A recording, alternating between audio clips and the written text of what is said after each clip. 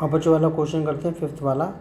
कहता है check whether 6 power n can end with the digit 0 for any natural number. Check करो क्या 6 power n की जो है वो नंबर n यहाँ पर आपका इंटीजर है, मतलब पॉजिटिव इंटीजर नेचुरल नंबर 1 2 3 से स्टार्ट हो रहा है, ठीक है। इसके अंदर ये जो है ये n क्या हो सकता है 1 2 3 1 से स्टार्ट हो रहा है। तो किसी नंबर के लिए क्या ऐसा हो कि 6 पावर n 0 आएगा कि नहीं आएगा।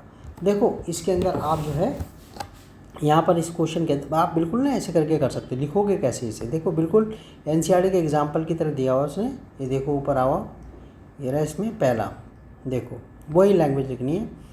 तो वही आपने करना है कि देखो क्वेश्चन वही है, कंसिडर द फोर की number 4 raised to power n where n is a natural number.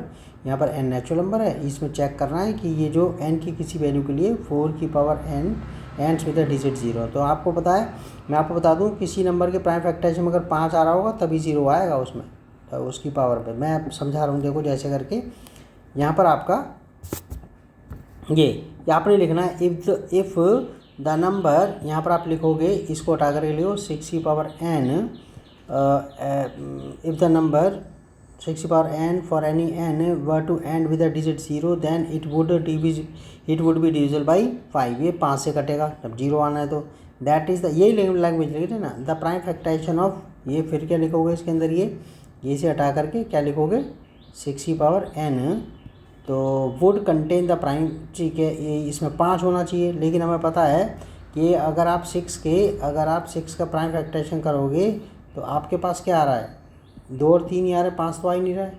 और फंडामेंटल थ्योरम ऑफ अरिथमेटिक जो होती है वो गारंटी करती है कि आपका ये जो है मतलब इनके अलावा कुछ और नहीं आएगा, 2 और 3 के अलावा कुछ और नहीं आएगा, ये फिक्स होता है उसका। तो 2 और 3 है, 5 तो है ही नहीं, 5 तो है नहीं है। तो इसका मतलब है कि ये 6 की पावर n किसी के लिए 0 नहीं आएगा। तो लिखने का तरीका है, लेकिन समझने के अंदर थोड़ा टाइम लगता है।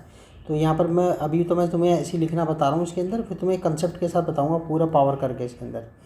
तो यहाँ पर हमारे पास दैट इज़ वो कह रहा है दैट इज़ नॉट पॉसिबल, ये पॉसिबल ही नहीं है। इसमें फैक्टर इसमें 2 और 3 आ रहे हैं, इसमें दैट इज़ नॉट पॉसिबल। ये ऐसे 6 की पावर n में क्या लिख देना है इसको 6, ये इसकी जगह ये आप क्या लिखोगे 6 की पावर n इक्वल टू 6, ये इसको 2 इंटू 3 ऐसे करके कर दोगे आप, ठीक है।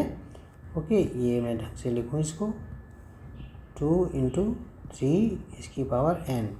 तो यहाँ पर आपका so the only prime in the factors are ये 2 and 3, क्या लिखोगे 2 and 3 लिख दोगे आप। इसमें क्या लिख दोगे 2 and, इसी जगह 2 and 3, क्योंकि यहाँ पर आ रहा है ना, तो यहाँ 2 को हटा कर 2 लिख दें।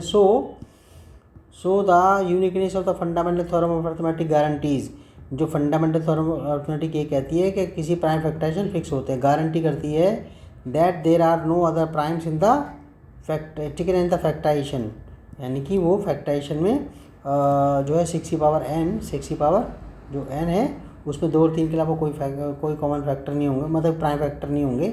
सो there is no natural number, that's all. आपने बस यहाँ पर यही है कि 4 की पावर n की जगह 6 की पावर n लिख देना इसमें, ठीक है।